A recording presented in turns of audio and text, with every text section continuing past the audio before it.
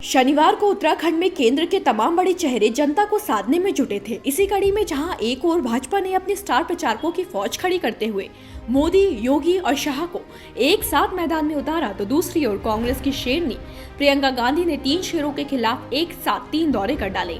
किसकी दहाड़ की गूंज में विजय का शंखनाद करने का सामर्थ्य था, जानने के लिए नजर डालते हैं इन दिग्गजों के आज के संबोधन के 5 सबसे तीखे वार पर।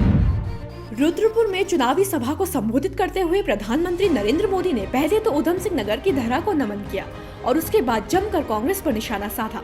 क्या वार पीएम ने विपक्ष पर किए। पीएम ने कांग्रेस पर भारत की कोरोना वैक्सीन को बदनाम करने का आरोप लगाया। कहा, कांग्रेस ने भारत की कोरोना वैक्सीन को बदनाम किया। इन्होंने ऐसा इसलिए किया ताकि अगर वैक्सीन लगने से सब कुछ पटरी पर आ जाएगा तो मोदी को बुरा भला कैसे कहेंगे।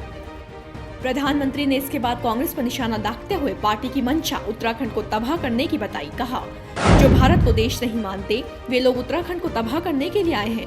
हमें देवत्व के साथ कोई खिलवाड़ नहीं होने देंगे। इस बार आपको अपने वोट से तुष्टीकरण के मंसूबों को चूर कर देना है। पीएम ने तो आज के संबोधन में कांग्रेस को नकारा हुआ ही बता दिया। बोले, हर राज्य में लोग कांग्रेस को लगातार नकार रहे हैं। अलग अलग राज्यों में यही हो रहा है। बंगाल, तमिलनाडु, त्रिपुरा, उत्तर प्रदेश, बिहार, गुजरात में कांग्रेस दशकों से सत्ता से दूर है। उत्तराखंड के पास भी अवसर है।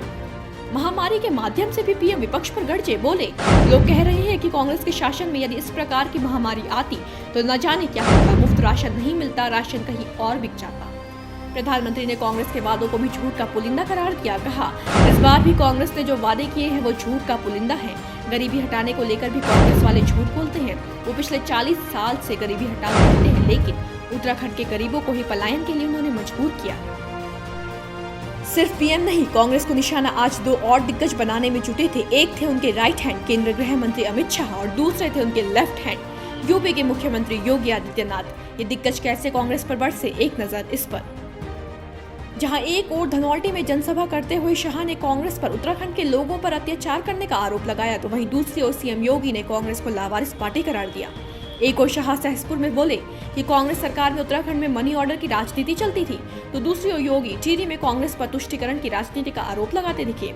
योगी ने कांग्रेस के 4 धाम 4 काम के नारे पर भी निशाना साधा। बोले, कांग्रेस ने 4 धाम 4 काम का नारा दिया है। मैं प्रियंका गांधी से कहना चाहता हूं कि आप अपने परिवार की चौथी पीढ़ी हैं। प्रदेश के लिए 4 विकास कार्य भी कर लेते तो आज हमें कुछ नहीं करना पड़ता। उधर योगी आदित्यनाथ कांग्रेस पर तंज कसते हुए बोले कि जहां नहीं डूबे वहां भी पार्टी को डुबा रहे हैं दोनों भाई बहन। योगी आदित्यनाथ ने टिहरी और कोटद्वार दोनों ही जनसभाओं के दौरान कांग्रेस पर हिंदुओं की आस्था के साथ खिलवाड़ करने का आरोप लगाया। टिहरी में बोले कि कांग्रेस ने हमेशा ही हिंदुओं की आस्था के साथ खिलवाड़ करने का काम किया है। अब कांग्रेस पार्टी 4 धाम 4 काम की बात कहकर जनता को छलने का काम कर रही है। कांग्रेस राष्ट्रीय सुरक्षा के दूर पर छेद करना चाहती है। वहीं कोटद्वार में कहा कि हिंदू कोई सांप्रदायिक शब्द नहीं है, हिंदू हमारी सांस्कृतिक पहचान है। देवभूमि में अगर कोई हिंदू की परिभाषा नहीं जानता है तो उस पार्टी को सत्ता में आने का अधिकार कतई नहीं होना चाहिए। योगी ने ये तक कहा कि राहुल को हिंदू की परिभाषा बताना शोभा नहीं देता। उनके पूर्वजों को हिंदू होने पर गर्व नहीं था। उनके परदादा खुद को एक्सीडेंटल हिंदू कहते थे। कुल मिलाकर 3 बड़े चेहरे आज विपक्ष को चौतरफा घेरते दिखे, लेकिन इस चक्रव्यूह के जवाब में कांग्रेस की आंधी प्रियंका गांधी भी करारा जवाब दी गई। प्रियंका प्रचार के आखिरी दिन उत्तराखंड आई और 3 जनसभाएं करते हुए भाजपा पर खूब दहाड़ी। कैसे? धामी के गढ़खटीमा में घुसकर कांग्रेस की स्टार प्रचारक प्रियंका गांधी ने मुख्यमंत्री धामी से ही सवाल पूछ लिया। कहा, सीएम आजकल बिंदी और चूड़ियां बांट रहे हैं। इनसे पूछो कि रोजगार क्यों नहीं बांटे। इनसे पूछो हमारी जमीन क्यों छीनी गई। इनसे पूछो कि जब शहरों से वापस आ रहे थे तुम कहाँ थे। जब किसान भाई आंदोलन कर रहे थे तुम कहाँ थे। भाजपा के वादों को खोखला बताते हुए प्रियंका जनता से आह्वान करते हुए बोली, आंखें खोलकर वोट करें। ये देखें कि किसने उनके लिए कितना काम किया है और कौन केवल खोखले वादे करता है, कौन उनका भविष्य बड़े बड़े उद्योगपतियों के हाथों बेच रहा है। हल्द्वानी की सभा में भी प्रियंका ने सरकार की नीयत और नीति दोनों में खोट बताया। कहा, पलायन हो रहा है, गाँव खाली हो रहे हैं। बड़े शहरों में यहाँ के हुनरमंद युवा काम कर रहे हैं क्योंकि उन्हें घर में काम नहीं मिल रहा। महंगाई चरम पर है, गैस सिलेंडर तक लोगों को नहीं मिल पा रहा। सरकार की नीयत और नीति में खोट है। यदि ये दोनों सही होती तो कोई परेशानी नहीं होती। प्रियंका ने पीएम पर देश के 2 उद्योगपतियों के साथ दोस्ती कर सिर्फ उनका भला करने का आरोप लगाते हुए कहा, मोदी सरकार केवल 2 उद्योगपतियों की सरकार बनकर रह गई है। पूरे देश की नीतियां सिर्फ 2 उद्योगपतियों के लिए चल रही हैं जो पीएम के दोस्त हैं। जब बजट आता है तो गरीबों, किसानों, मध्यम व्यापारियों के लिए कुछ भी नहीं दिया जाता।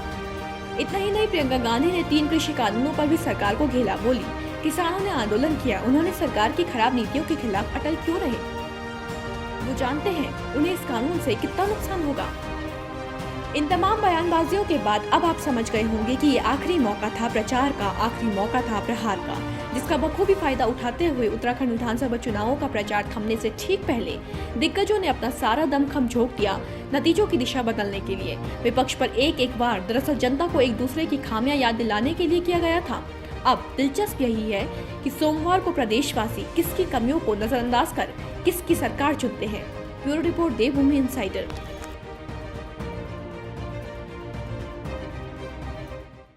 आज ही डाउनलोड करें देवभूमि इनसाइडर ऐप।